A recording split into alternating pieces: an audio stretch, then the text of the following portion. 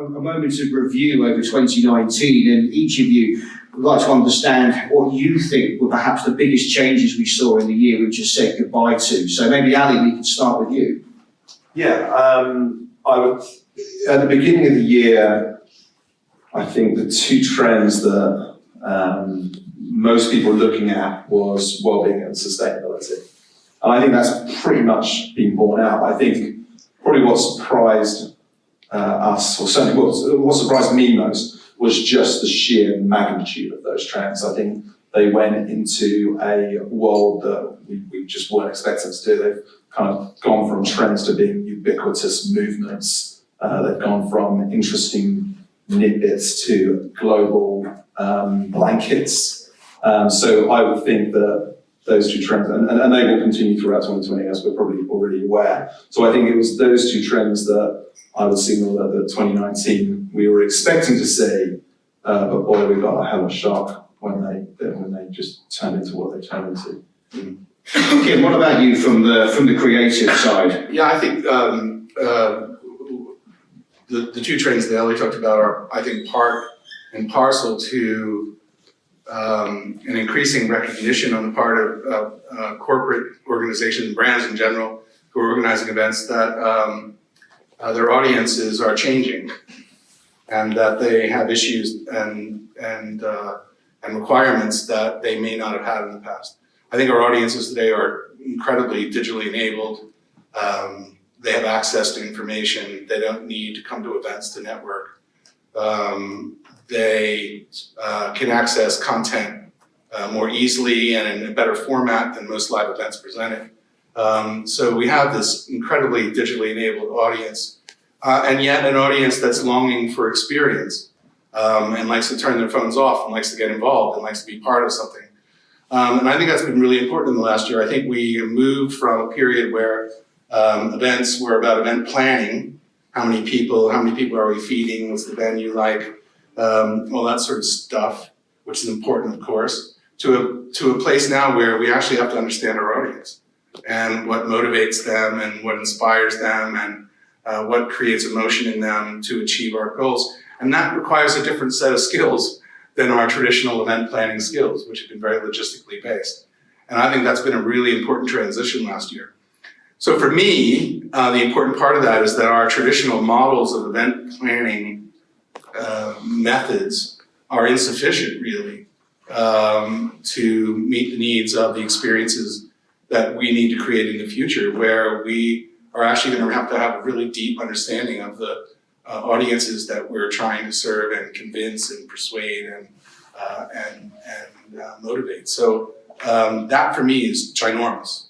And I can tell you that I met with lots of associations who are struggling with attracting new members, particularly younger members, because of the aging formats which they currently use in their business. Corporates who are struggling to get the attendee base that which they hope they can get because they are still doing the sort of sage on stage, podium, watered down coffee, kind of boring content thing. I think, our world's changing, and hallelujah. And it's such an exciting time for the experience industry that we finally are coming to grips with the fact that we are creating things for real people. Wow, amazing. Great. So Anna, from the corporate perspective, what did 2019 teach you? I saw a shift, actually. So 2018, I think I said earlier, was fairly quiet for corporate, and I'm purely corporate in-house. I have been for 20-something years without giving my age away. 2018 was fairly quiet, saw a slight dip, and I think there was some hesitation coming into 2019, and venues particularly were more amenable to negotiating rates and being a little bit more clever with what they offered and what they were throwing in. And I think as the year went on, they realised that business really was booming last year. And certainly the second half of the year, it was, they were less likely to give you a longer lead time before you would confirm a venue or confirm an event that got shorter lead time because you're in, the first option, third option, second option, whatever it is. You had a lot of people on your arms, basically, wanting to book if you didn't. So I think we saw a real change in that from the beginning of the year to the end of the year, that you really had to act quickly if you wanted to get the venues that you wanted, or work with the suppliers that you want to, because people are getting booked up. So I learnt, particularly that things really are picking up. And this year, certainly for me at work, I'm genuinely nervous about the amount of events that we've got on or what's being added and the money that they're spending. It's really good, but likewise, man hours and being able to produce those events. So you're worried about under-resourcing from those above you is going to stifle your ability to actually deliver successful, meaningful events? I'll still deliver, but Deliver beyond expectation. Yeah, absolutely, because the way that the business has gone, then they just want to do more and more, and we come at it very much from a staff engagement point of view, that the staff that you have got, what you're doing to look after them, make them feel valued, what are the staff perks, what are you offering, and it's not all incentive stuff. We do everything from conferences, Christmas parties, away days, golf days, board meetings. I do stuff at CEO and chairman level and board level. So there's a huge range, but it's very much making sure that what you're offering is different from what you've done previous years, particularly with our cookie cutter events and our repeat business, if you like, the bread and butter. And then the new stuff that's coming through, conferences that I've seen come back that I've not seen for 2 or 3 years, it's making sure that the content is right, that the venue is right, people feel inclusive, that you're not gearing it just at such a top level that it's not then trickling down and messages are not trickling down. They're doing it from sort of mid-management upwards. So what used to be maybe 80, 90 people at a conference, particularly this year, I'm seeing 200, 300, 400 people at a conference because they want to capture everyone from a certain level upwards, which again is an investment in the company and investment in your staff and appreciation and feeling valued.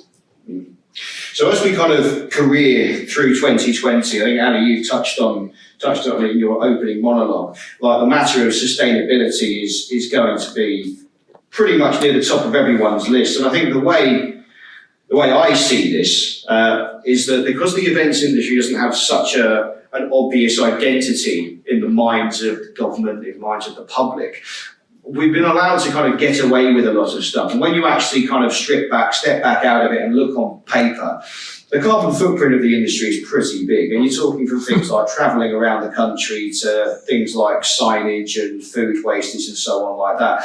Do you think we're now going to be smarter in the way that we manage our events? Yeah, I was thinking about this. I think if you could go through the gears a little bit. So you could turn around and look at something like wastage, food waste. I think the industry has actually been very, very good. I think we've got on the front foot with that, and I think we've done really, really well. There's some brilliant examples. But essentially something that we're incredibly guilty of, and I see good work being done. Then you sort of go towards things like veganism, plant-based, things like that. Golden Globes going vegan, I think was really interesting. And I think that's where we do start to have an identity and to be seen for making mass change and actually taking responsibility for mass change. But then there's this whole flying hundreds and thousands of people across the world on planes, which we seem to have just completely ignored.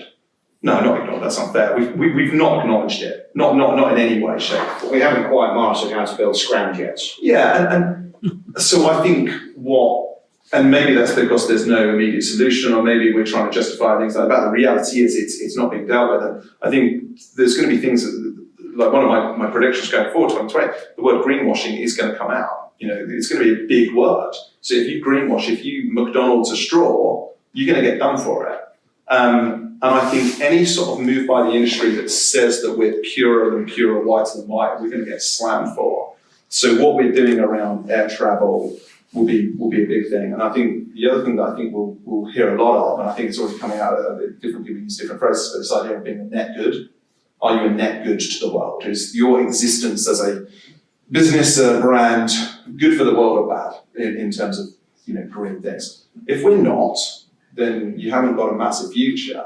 And the Economist did some research around this, the top CEOs talking about the importance of consumer value versus shareholder value and how that's actually changing. If we're not doing that, then there isn't a great future for those businesses. And part of that is kind of how we travel, what we spend our time doing, all that sort of stuff. And I think this idea of greenwashing, guilting by consumers, things like that, is going to be an important 2020 trend. And I must say, I'm not seeing this industry make massive moves around this. No, I mean, Kim, from your perspective, from the creative agency side, are you finding that clients are coming to you with this environmentally conscious kind concept at the brief stage? Yeah, I think I just wrote an article recently called "Are We Talking Trash About Trash?" And we're talking in the events industry. I think the reality of it is that because of the audience's concern about sustainability, brands have needed to at least appear to be concerned as well, and there have been movement to look at food waste, to look at paper usage, to recyclability of materials, and those sorts of things. But again, they're sort of a flea on the back of the bigger problem of transport and energy and all the other things that go on. I think it's of course encouraging that events and event agencies and event producers are focused on sustainability, but in the end, it comes down to money. And as all things kind of do. And real sustainability costs money. And that becomes a problem. I can tell you that I did a very large event for a serious global tech company in a large venue, and they insisted that they have recycle bins throughout the facility. But of course, the facility didn't have recycling capabilities in the back end. So all these recycling boxes, glass, paper, all these kinds of things were all throughout the facility, but they were all being dumped into the same bin in the back of the building. And we told them that, and they said, no, they have to recycle it. Okay, well, they don't do that, and if we want to do that, it will cost this. And they were like, never mind. So I think, we are going to be up against that reality, that to be really sustainable, other than pretending to be sustainable, or appearing to be sustainable, is going to be costly. And brands are going to have to be aware of that. And, in the world where, everyone is trying to do events for the least amount of money, that's going to be a problem. I was going to say, there's a more for less mentality that's swamping not just the events industry, but I think well across the board. But I mean, and from the corporate perspective, is there kind of sustainability criteria that your company would expect you to adhere to? Is there tight guidelines or even loose guidelines? Probably just comes from my own experience in wanting to use venues, and I would question a venue that doesn't have that in place already. I think it's unacceptable that if we're using these venues, who doesn't have that? Whether it's a hotel or anywhere like this, certainly I would question if they didn't have anything in place. But because of the confidentiality and some of the documents we have, particularly at our board level meetings, I wouldn't want that dumped in what would be deemed as their recycling anyway, and I would rather ship everything back. And we make sure that it's, shredded and taken care of within our own offices, rather than relying on a venue, because you just don't know. If you're unsure of what their carbon footprint is or what they're doing, if they don't have recycling in place, then what's happening with your documents and what, stuff invariably gets left behind at events. No, I think that's reasonable. Just to point out, literally yesterday I was talking to a colleague of mine in the US who was at CES. And he was saying the amount of non-recyclable material used in the exhibition at CES would just blow you away. Mm. And it's kind of like leaving, Glastonbury, where everybody leaves their tents behind. There was a lot of rubbish left behind at CES, which who knows where that's going to go, and who's responsible for that cost. So we haven't figured it out yet as an industry. Yeah. We're talking rubbish about rubbish. We have not figured it out. We really have not. I guess, in an ideal world, there would be an official auditing process. But again, it's a good point. Who are those going to manage that? Who's the police here, really? I think that's the interesting point. At the moment, the responsibility is on the individual event organizer, to insist that the venue has, something in place, and you'll only be a considered venue if you have these criteria in place. But there's no one to actually police it. So, and I can't imagine, respectfully, all event organisers are actually going to be either that bothered or it's not going to be too far up there if they're time poor. And it comes down to money. So CES, for example, this year, most exhibitions, are wood. I mean, they're basically built by carpenters and they're basically wood structures. Most of that wood, some of it gets repurposed at other exhibitions, that architecture moves and that sort of thing. A lot of it, signage and all that kind of stuff, gets rubbished.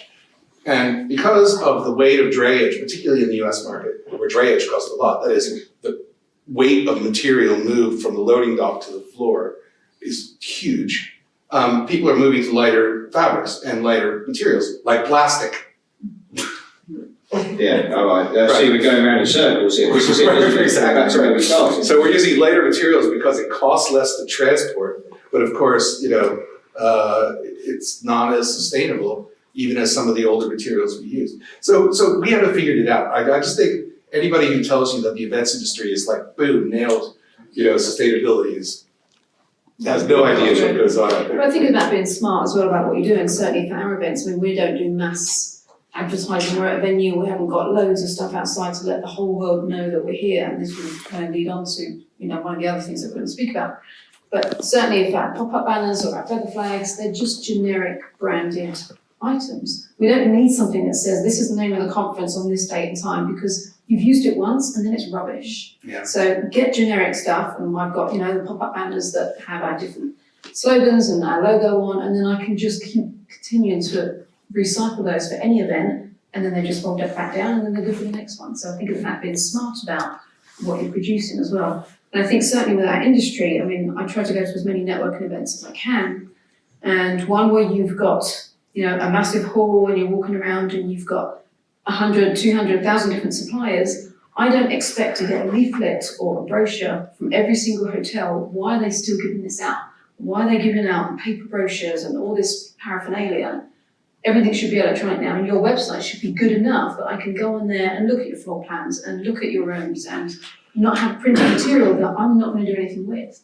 It's a very good point. Where's Robin? Robin at the back. We're talking before, it's all right, you don't have to come up the front, there we are. Talking before we came up on stage, and here at Church House, they've kind of stopped doing the gifting, really, haven't you? It's about just bringing that down, because truth be told, we don't really need it. The amount of USB sticks I've got on my desk at work, you think how many media events I go to and all the press packs I get. I've got shapes, I've got a Mini Cooper, I've got a GWR train, it's the only one that ever runs on time. I've got all these different shapes of wonderful things, but to be honest, you just email me that stuff, really, didn't you? And I don't need any more pens or notebooks. So there's just a bit of smart planning, and I think these kind of branding ideas, they've had their day. So I think also, I'm up here because I work with IBTM on a global trends report, but I'm also a PR consultant in my other life. And this idea of greenwashing is really important. I think this idea that if we're a responsible business because we've decided to ban plastic, it's just not good enough. It's the flea on the horn. Do you know what I mean? This is not what this is about.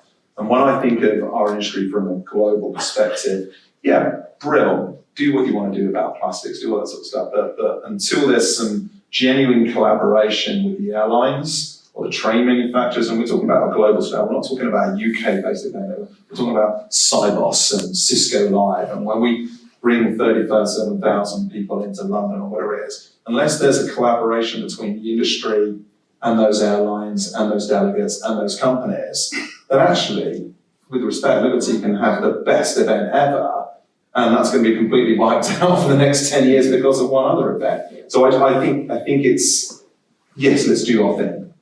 But let's not ignore this one, because it's just too important to big.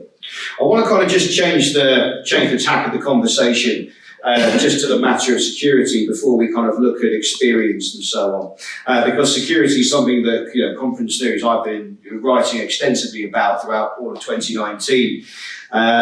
And I don't know if those of you have been following the news, but the government is set to announce new regulations for venues, which will become legislation in time. It's called Martin's Law. It's named after a young lad called Martin Hett, who was killed in the Manchester arena bombing back in 2017. And the campaign's been led by his mother, Figan Murray. She was on BBC Breakfast last week. We've spoken to her as well because, we think it's something that we need to push. But while the events at Manchester Arena, you think, okay, it was a pop concert, public was there. Before Christmas, at the end of November, we had this incident at Fishmongers Hall, around the corner, in which there was obviously an event, as we know, for recovering convicts, so it was slightly different circumstances, but nonetheless, it was an attack on the industry as well, wasn't it? It really did highlight how easy it was to penetrate any event security, and event security is becoming now a little bit more. It's a complex issue because, I mean, to my mind, and please, I'll be interested in your own opinions. A venue should probably provide a minimum level of security, but then judged on its merit, depending on the content, the organiser would then have to foot the bill for that additional security. But without legislation, you can't mandate it, you can't enforce that. So I'm just curious on, is that gone? No, you're on. No, I'm not gone. My goodness me, my hearing's gone. But I'm just curious for your views on how seriously you think event security is going to be taken in the upcoming year, off the back of the events that we've seen recently. So I actually agree with the scenario that you just described, which is that I think venues should be responsible for a basic level of security. And I think that's true because, because that infrastructural piece of security is something that gets replicated every event, no matter whom the event organizer is, that is a consistent set of principles about security around that venue. And all venues are unique, and security requirements at the venue level needs to be unique. So I think that's a reasonable obligation. Just like I think Wi-Fi is a reasonable obligation for venues, I don't think clients should be paying for Wi-Fi in a venue. I mean, I think that's absurd. So I think that's true. And then I think, to your point, if additional security or other unique security is required, should be on the bill of the organizer, and I think that's actually right. And I think if you are organizing an event, for example, where you're basically having, you're inviting, you might need to think about that. I don't know. I mean, again, we live in, weird times. Well, we've always lived in weird times, but here they continue. But I think there's certainly, I think the venue's abdication of security as a basic principle is wrong.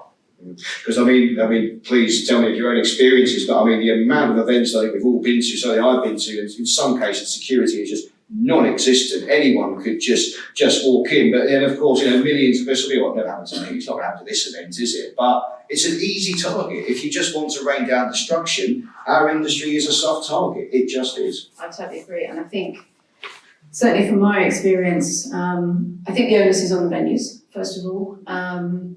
As front line, they absolutely need to have something in place and more strict procedures. I tend to bring security on site, again, because our chairman and our CEO are quite high profile. You can never be too sure. We had an event just across the courtyard at Westminster Abbey, completely private. It was about 40 people one evening, but we had political heads there, and we brought in our own security, and I work with a company that are all ex-military, and I will only work with them. I need to bring in that next level of security. But many years ago, back when the world was flat, I used to work at PwC, and we had a conference in Brighton at the Grand Hotel. And we used to take our own security that were just our guys that were on the door in our head office in Embankment. But everyone else liked to see them at our big conferences because they had a presence, and you would see them walking in and out of work every day, and you knew them by name. So it was good to have our two security guys that were at the office just on site at our events. They were at the Grand, and we had 350 people there at the conference. They saw this guy walk in who just looked like he didn't belong at the Grand. Turns out he was a heroin addict. He was in the public toilets, and he was shooting up in the toilets. And it was our two guys that intercepted him. The hotel didn't even notice that he'd walked in and was doing heroin in the toilets. So if they hadn't been there, then you just don't know what's going to happen, and that's at a minimum. And the horrors that happened, obviously just before Christmas, you can't be too sure. But I think the onus is on the venue first, just to have that front line, and then you to at least advise the organiser about what they think they might consider. I think the venue does need the intellectual knowledge to know what to advise the organiser to consider. Yeah, absolutely, because it starts as basic as a terrorist risk assessment. I mean, I wouldn't even know how to start that, but it should be on the venue should be able to advise an organiser on what that entails. Sure. I think there's a wider point about this as well. That's something that concerns me about our industry. It's something you alluded to when we talk about green issues, and that is if we don't regulate ourselves, someone will come in and regulate us for us. Which I'm not against. Don't get me wrong, but it would be nice if we were grown up enough as an industry to sort our own ship out. I think this is something that's going to happen to us. So I think that might happen again this year and maybe in 2021 as well around lots of issues. I think that's one point. I must leap to the defence of a venue, although I completely agree with both of what you're saying, is that I'm very wary that whenever we talk about trends, it's usually the venue picking up the bill. Free water, whatever it wants to be, the venue has to pick up the bill. No, it'd be good if it wasn't always like that. But I must say, whenever there's, again, in my PR world, whenever there's been a major issue, it is the venue that has to front up. Sometimes it's their turf, they know the local police, they know the local stuff, it's on their patch. So whilst, yes, they do have to front the bill for a lot of stuff, I think this is one that they probably can't really avoid. So I again echo your thoughts about, the supplementary from the organiser, but yeah, all roads lead to the venue with these sort of things. Well, we wait and see. They have a duty of care as well, don't they? And I think that's something that absolutely could be written into the terms and conditions or something that, their front line, they have a duty of care to whoever they're hiring the venue to. But at the same time, your own audience and who you've got coming in, and if you've got political speakers or high profile guests, I absolutely would want to have then that next level of security that would work with the venue security. My guys would be second to the venue security and answer to them first and foremost, but you know your own audience, so you know when you need to bring that extra level in. And this is where the local authorities need to really get involved as well, because I bring Martin's Law up, although it was in the news over the weekend, actually last week, Manchester City Council actually came out and said that they'd be implementing the principles of this law, which would require things like airport-style security at venues, so metal detectors and bag searching and that sort of stuff, and more thorough certified counter-terrorism measure training for security personnel. So, just not intelligence with radios, but identify suspicious persons and packages. But in absence of a law, what Manchester are doing is they're actually factoring this criteria into licensing. So the venue won't have a license to operate unless it meets these criteria. So it's a local authority can actually help push this. And I just feel sometimes that maybe they do not fully understand the importance of the venues and the industry happening under their watch, I guess. And it goes that classic thing as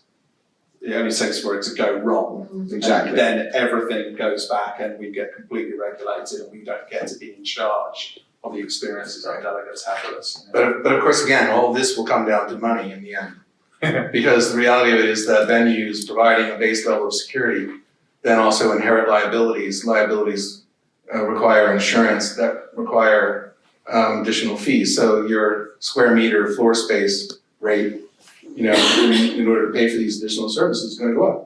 And that's just how it works. Well, we wait and see how that works out. But, I suppose there's one message is, don't take anything for granted, and everyone's really as safe as they want to be. Just be as thorough as you can. So I wanted to kind of now just bring the conversation towards the kind of experience element. And this is kind of, obviously I emailed you guys a couple of talking points earlier on, and this is just based off a couple of conversations I've had. But in some cases where corporates have enlisted the help of agencies, or tried to at the very least, it's sometimes very difficult to sell new, innovative ideas to corporates who might be, or associations even, who might be set in their ways. I mean, Kim, I guess we'll start with you. How difficult is it to kind of get to that pitch process to a brand with innovative ideas? I think that most people in the events industry, in the corporate world, or even in the association world, recognize that the world is changing, that event design needs to explore different formats, different content formats, different ways of engaging audiences. I think they all recognize that. I think you're right. The structure of some of those organizations make it difficult to do. I've worked with a number of banks where, when you're at that level of the people who are actually organizing the events, they say, oh my God, we'd really like to be creating better experiences for our attendees. We'd really like to be doing more immersive stuff. We'd really like to be doing more interactive, embedding technology into it. But the hierarchy of decision-making, goes up the bank, like up here, and this guy's 90, and he just thinks you should have canapes and a glass of champagne. So the thing is, it's very difficult to make that happen. And so you have this group of people who are basically saying, I can't innovate. The organization's decision-making structure won't let me. I don't have the budget. I don't have the resources. I don't have the time to be creative. And I think that is a bloody shame, frankly. And I also think that being creative doesn't take money. Being creative takes being creative. It's a different sort of thing. And it is really thinking about what you're trying to achieve with the event and who your audience is and what will motivate them to take action on your objectives. That's pretty simple shit, frankly. I'm in despair with a lot of organizations that I work with where they kind of say, yeah, all we need is a venue. Just get us a venue, So many times you sit in a room and you say, we need to do this event. Why? Well, that's none of your business, frankly. We just need to do this event. We need a venue with this many people. We're going to do dinner. There's going to be a lunch. How's it going to work? Oh, there's going to be a keynote. Then there's going to be a breakout session. Then there's going to be a coffee break. Then there's going to be, oh my God. Who's guilty? Oh my God, really? And you can know it. It's going on all over the city today. All people rush in, they stand in a queue, they get a badge. They're hustled into a keynote room. They're sitting on chairs that are so close together that they have to hold their bag on their lap because they want to make sure they get as many seats in the room as possible. And then the CEO comes up and she talks and talks and sells and sells and sells and runs over her time because she can.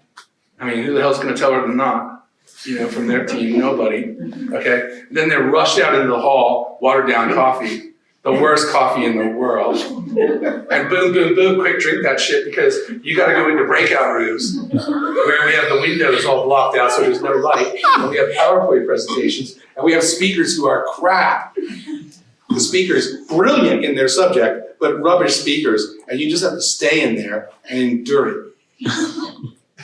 And we do it every day, maybe 100 times in the city. I just don't get it. I really don't get it. And I know from my experience, I've been in the back of many, many keynote sessions where everybody's got a blue screen in front of them. You think they're taking notes? No damn right they're not taking notes. They're buying a new sweater. They're checking out a car. They're looking at their holiday coming up. They're this shit is just boring that shit out of them. And you know what? The generation that the last generation stays there out of politeness. They don't get up and leave. But the next generation is not going to. They're going to leave because it's boring. And we hadn't tailored that content for the audience. We tailored it for the supplier, for the vendor. And that is not going to be sustainable, I can tell you. I have a son who's in the advertising business. He's in his 20s. And I can tell you, he's gone to events with me and going oh my God, really? Why do people come to this? I don't know, maybe their office is a worse environment than this. I can't imagine. There's nowhere to sit. The food's crap. I have no idea. Just they come anyway, so I don't know. The events, I'm in despair, frankly. Associations I meet with, and I've met with lots of associations over the last year because I was working with MCI. And again, associations are structured in a way where the oldest guy in the association's in charge. He was an accountant for 1,000 years and now he's retired and now he's the chairman of the association. And he's in charge of making decisions about the event. And this one event, it was amazing. They were trying to attract younger members and younger members are not coming because the live content's crap and you can get more content online. That's not to say they're not members, it's that they just don't come to the event. 10% of their membership actually ever shows up at their events. All the rest of them, there's no point really. Because what you have is a lot of old guys on stage talking for a really long time. So they decide we're gonna try to attract young people. And so what did they do? Can you imagine what would you do if you were trying to attract young accountants to your association event? Of course, you would have a disco. Do people still use the word disco? They did. Which association? Did anyone come to it? No. Was the Association of John Travolta Appreciation Society. It sounds like quite the disco. So I'm just saying, all I'm saying is, yes, okay, they're struggling to adopt change. It's hard. Large organizations have a hard time changing. I got it. But you know what? This stuff's unsustainable. It's not going to work. it's actually running out of steam. I think the whole idea of building events that are based on your needs, not your audience needs, is over. And boom. Can I give 3 happy thoughts after that? No, but wait, well, I'm happy though, because I'm so excited about our industry, because I think if we actually shift the focus to our audience, and we actually shift what motivates people, what encourages them, what engages them, what makes them want to participate, to be part of the community, to be, you know, part of the process, is so damn exciting. And for our industry, I think it's just ginormous. And then our capabilities to better integrate technology into that experience, and enhance the experience with technology. And you know, because we all live in this world. I mean, I have a computer in my pocket.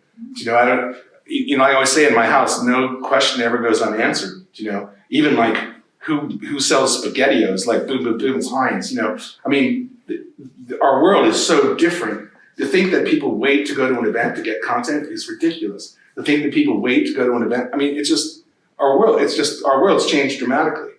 And we can keep our head in the sand and keep saying, we've been doing this event for 16 years. It's always worked. It hadn't gotten me fired. I'm going to keep doing it that way. We're dead. It's over. Yeah, I mean, there was sort of three happy, because I agree with everything Kim just said, but I think the 3 trends that came in at the back end of last year that I think will continue into this year. First of all, session sizes are going down, which I think is positive.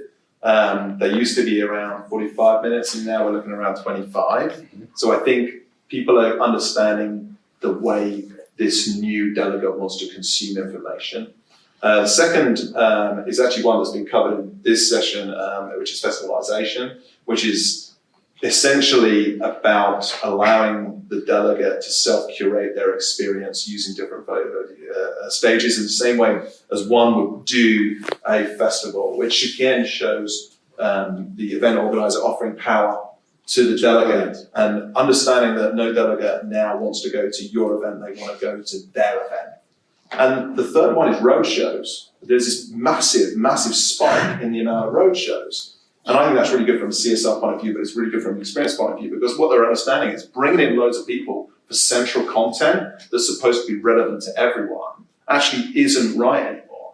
What the event organizer wants to do is go out and speak to people, whether that's regional content or international. They want to go out and give tailored, curated content that's relevant to that territory or that town or that region or whatever it is. So I think those 3 things are actually telling me, as someone that looks at this industry, actually this breaking up of the white man and style thing and actually looking at engaging them a bit more. I don't disagree with everything Kim said, because I think that's happening. I think there's enough stuff going over here that we can be quite hopeful about where 2020, 2021 is going to be. So Anna, from your side as a corporate, I mean, how hard is it for you to try different things and kind of shake up the old models, if you can? I think I'm in quite a fortunate position, and certainly, I don't know who these companies are, but I don't want to work for any of those. I'm amazed that even still exists. That just sounds like 80s and 90s. I mean, do they still smoke in the office and have a pet cat? I mean, what's going on? I had an interview with a company that actually had that. I think I'm quite fortunate because as I escalate stuff up to our decision makers, ultimately I'm the first decision maker. So anything that I want to present to them, I will only present something to them that I think is right for them and for what they're trying to achieve this year, what's right for that event. I never make an event try and fit into a venue. I absolutely think it should be the other way around. So we shouldn't sacrifice our content, we shouldn't sacrifice what we want to do. I'll find the venue that will fit what it is you want to deliver. But they have to also trust that me as, you know, head of events and what I'm putting forward actually is right for what they want to achieve. So I'm quite fortunate that in that sense, they trust me and they trust my judgment, but I know my stakeholders very well and what they want. My struggle each year is to better what I did the previous year and to find something new and fresh and different. So they have, particularly for our cookie cutter events, our board meeting, our annual event that we do is making sure that it is better than the previous year, and we've got different venues and different suppliers and different speakers and stuff that come in. But then we have budgets for it, so I think I'm in quite a fortunate position. But it's knowing your stakeholders, it's having regular meetings, it's having that foresight, it's keeping a finger on the pulse in our industry and knowing what's going on. what's opening, what's been refurbished, what's new, who's moved where. And I really think sort of coming to these sort of things and having this insight into incredible venues like this, and just knowing what's going on in your industry, I think you're always going to be one step ahead, so that when you have the conversations with your stakeholders, you know exactly what you can offer them, and not kind of be stagnant and not understand what's going on and keep them fresh. Actually, so just to add to that, I think that is also a trend that we're seeing more and more of in this industry, which is essentially people that work in events within major corporates being given more trust. They've earned the loyalty, they've learned the respect of their senior stakeholders. I think they're winning the battles that Kim's sort of talking about as well, and that's changing a lot. And I guess, we were talking about what does the future hold. What it's making is a more robust events industry, which, Christ, no matter what happens next year, at least we're kind of prepared for it. We're not going to be the ones that are going to slash if anything goes wrong, hopefully. I think Anna's a sort of, what you just explained is something that we're seeing in data, which is basically, events being held with more regard, understood more, respected more, outside of the ones that you're just talking about, which are rightly held with no regard. But it's understanding the needs as well. I mean, so again, I do stuff at quite a senior level. Our CFO is all about the numbers. And we had an event, and just before I started, and part of my interview process, he said, we've just had an event for our board members. It was in Switzerland. They spent 900,000 for 25 people across 3 days. And in my interview, I think you can pass it. in my interview, I said to him, if you give me the job, I'll halve your budget and you'll still have 5-star. The following year, we had exactly the same event. It was in London, which is not cheap, and we came in at 420,000. As a CFO, he absolutely wanted to hear that, and he got me the job. I now need to always come under budget. But again, with supply relationships and negotiation and knowing what you're doing in your industry, you should be able to achieve that and still deliver a service and that expectation. And again, it should be seamless. I don't want anyone to see if I'm under stress. I'm the face of it, the buck stops with me. So if the event organizer looks like they're stressed, that doesn't instill any confidence in your audience. So I think, again, you've got to be able to manage that and your stakeholders and that expectation. But knowing your audience. Yeah, no, but I also think you made a really good point, and I think it's a really important one too, is, in the old days in events, and I've been in events for a long time, they used to say in good times, events are an opportunity, in bad times, they're an expense. I think the reality of it is that events and event organizers have never really had a seat at the big table in terms of marketing. They've always been seen as this sort of, offshoot of the marketing organization. And the budgets had always, been controlled in that way. Advertising could be millions, and then events is hundreds of thousands. So I always think there has been that thing. We have an opportunity now, of course, because we now have more opportunities to actually be able to demonstrate value. We can collect more data than we ever could before. Most event organizers are not very good with data, but it is possible to collect more data than we ever could. And I think the ability to demonstrate value is really more important. When you move from a perspective around events, it's the number of people, which is a broadcast sort of thing. People are always saying, well, we had 1,000 people last year, we want to have 2,000 people this year. Well, why? Well, I don't know, it just seems like it's more successful. But you could have 2,000 of the wrong people and they don't buy anything, and why did you do it? I think the reality of it is now, I think there is a recognition that says it's not necessarily about the number of people, it's about the value of the people that you engage with, and then the results of that engagement in terms of the business. In the end of the day, what we do is, marketing, we're marketing as a guest in the house of sales. Yeah. So we're not doing it just to sort of delight people, we're doing it to sell stuff. I think in the end, the more metrics we put in place, the better we measure our performance, the better we use the language of marketing as opposed to the language of events, the more successful we can be. And on that note, I think we'll draw the panel discussion to a conclusion. I'd just like to turn to the floor, and if there's any questions for our panel. Yes, sir, please. I have 2 questions, is that okay? Yes, absolutely. Okay, I have one for Kim and one for Al. Kim, could you give me an example of an immersive event experience that blew you away in a positive way? Yeah, I think we created an event for Cisco. I don't know, is anyone from Cisco here?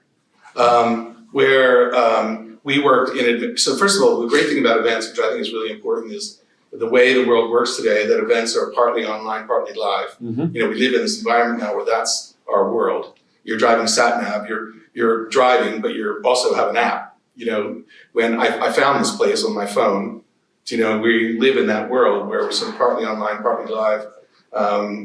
You know, your phone buzzes and my watch buzzes and everything buzzes and I can find out what's going on all around the place. Well, when we're in live experiences now, we expect that we're also, that, you know, that experience is having that thing. And because of that, because, you don't know if you know this, but on the online world, when you like look stuff up on Google and stuff, you ever think about where it's coming from or what time it is?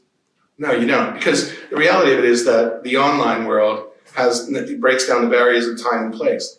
Events, it's like, it's today at 6:30 in this location, but the reality of it is that what's happening here, it, you know, lives on in the sphere of time. So the best events in my mind are events that really accommodate that integration of live and online experience.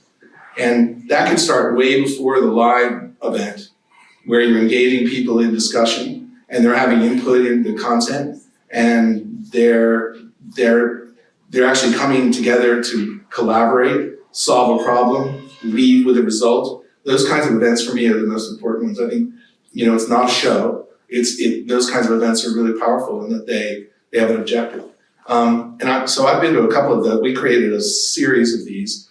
And first of all, the attendees love them, of course, because they were active participants in the content. They were active designers of the experience in advance of the event. And so, you know, we set expectations for what would be happening. And then they became advocates and, you know, and became our marketing tools for the subsequent series of events because they were out saying, this event's amazing and you should come to it. I'll tell you another story, another interesting kind of weird story, but we were doing an event for Toyota and they had come out with their 4x4 and we started this event in California. And basically what we did was, it was an off-road driving experience. Sounds silly, but basically all the people who owned this car, who bought this car, were invited to this off-road experience. And it was just literally a band and a tent and beer and, you know, and an off-road course and that whole sort of thing. The amount of online photos, Twitter, tweets, social media coverage of that event from its participants was ginormous. It created this incredible fan base so that when the event moved from California to Arizona, not only did like half the people who went to the event in California drive to Arizona, but you know, their friends now and everybody else they knew who had these cars also came to Arizona. The event doubled in size. And as it went across the US, it continued to grow in size and the online community continued to grow in size. Okay, at the end of the event, the last event we did in Maine, Toyota said, great, campaign over. Well, those guys are still meeting on their own. They built up a social community as a result of this thing that Toyota doesn't want to spend money on. To me is like mind-boggling, but anyway. And they meet and have these off-road experiences as this sort of collective association. That for me is tremendously powerful. You know, when you have events like Red Hair Day in the Netherlands, where I've been. It's my hometown. Have you been? It's my hometown. Okay, 2,600 people with red hair get together because they have red hair, and they throw carrot tops at each other. They do. Yeah, okay. So you've been there, right? Amazing. The Brompton bike race in Hyde Park. Brompton doesn't even sponsor it. 1,500 people with Brompton bikes come and race each other in suits and ties. I mean, race each other to see how quickly they can fold it up and get on the train. Well, inconvenience. Well, that's what they do. They have to show up. They show up. They have to wear a tie, and they have their bike, and then they have to. It's folded, and then the starting alarm goes off. They have to unfold their bike. Get on. Unfolding in the middle of a crowded commuter train as well, just to annoy everyone around. So for me, with those events, for me, are that's the impact. That's huge. That's humongous.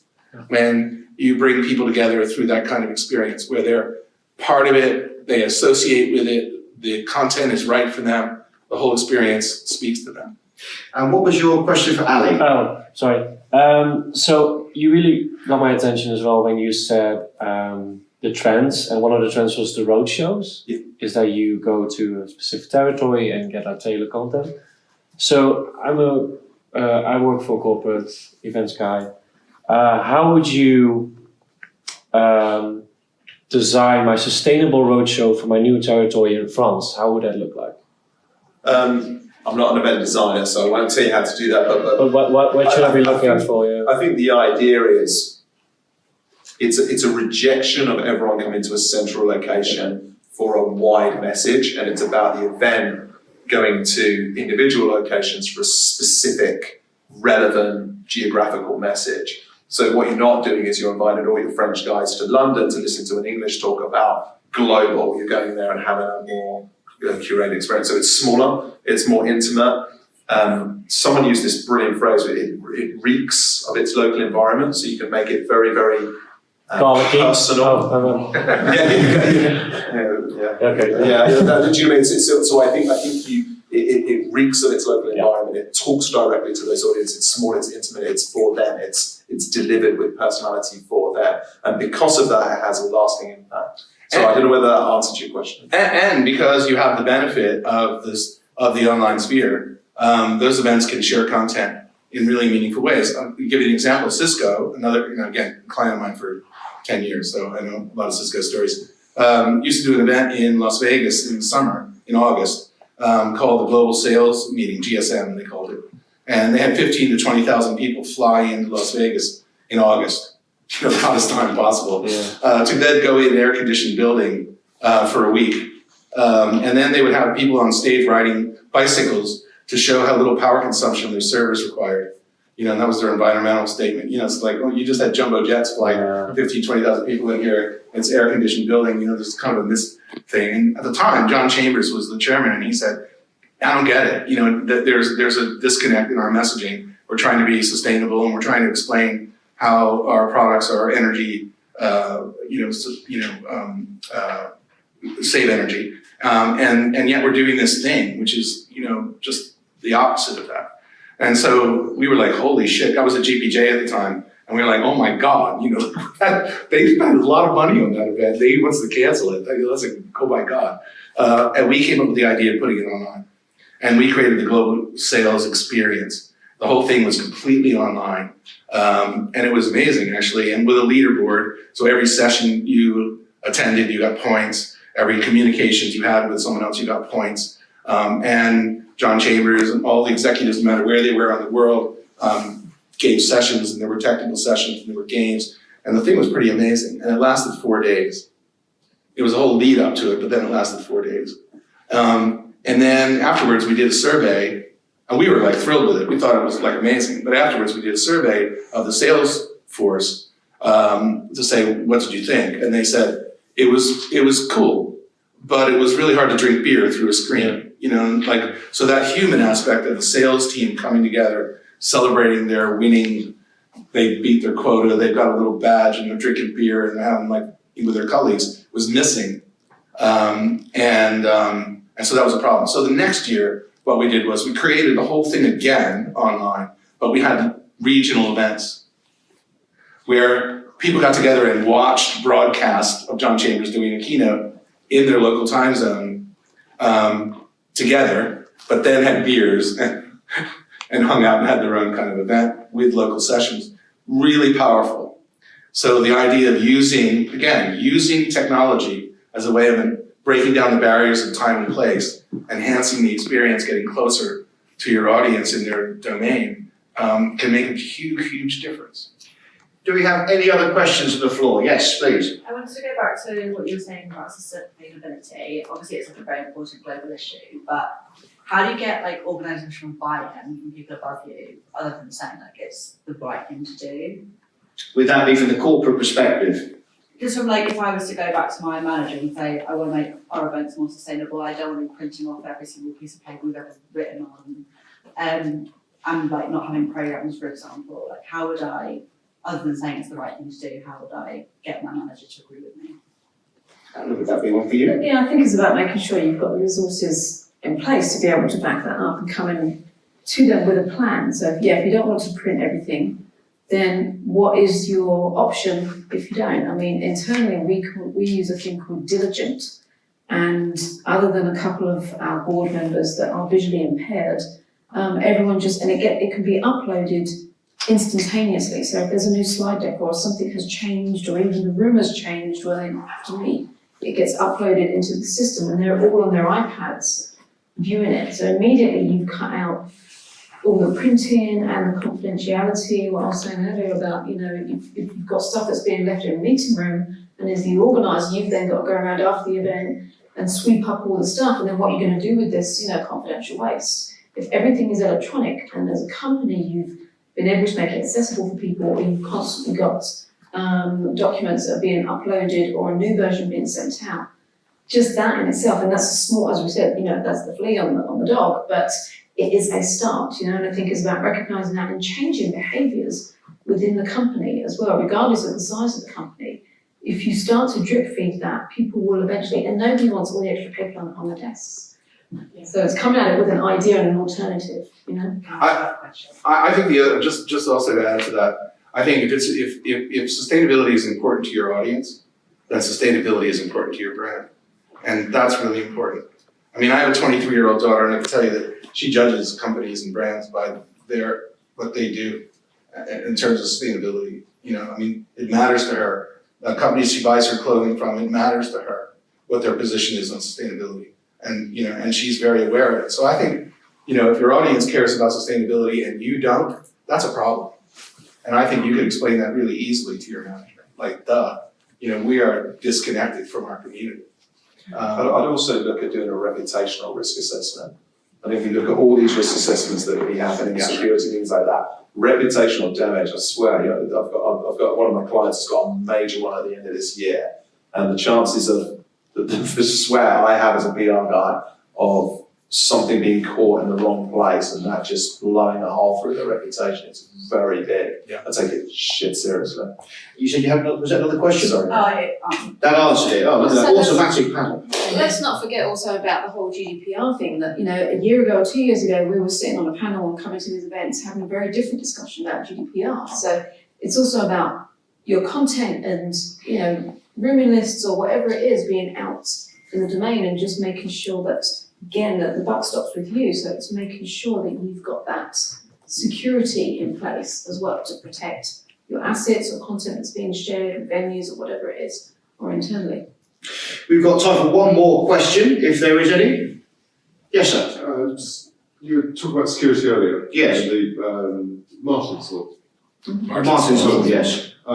So that's basically a standard level of security for venues. The legislation hasn't passed. It is in principle going before Parliament at the end of the month, I believe. Having seen, at the moment, it is in essence a set of guidelines. Right. Which includes airport security style screening and the entrance to event venues such as bags, metal detectors, training for security personnel, and how to spot these things. There are another couple of bits and pieces. We have covered it online. I can't recall everything off the top of my head. In practical terms, it's going to need tweaking and formalising, and we are going to have to think about it. The reality is that, in theory, will work at a music concert or arguably a large exhibition where you have the capacity and the manpower to do that.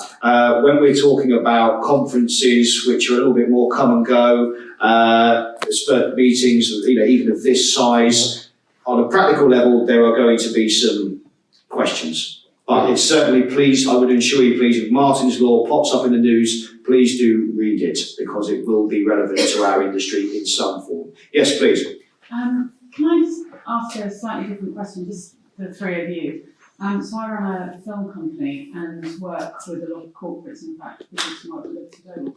And one of the questions I wanted to ask is, are you seeing a lot more, well, two questions, are you seeing a lot more live streaming of your events happening? And what have you seen that you've really enjoyed in terms of films at events? I'm not talking the filming of the event, I'm talking about films at events.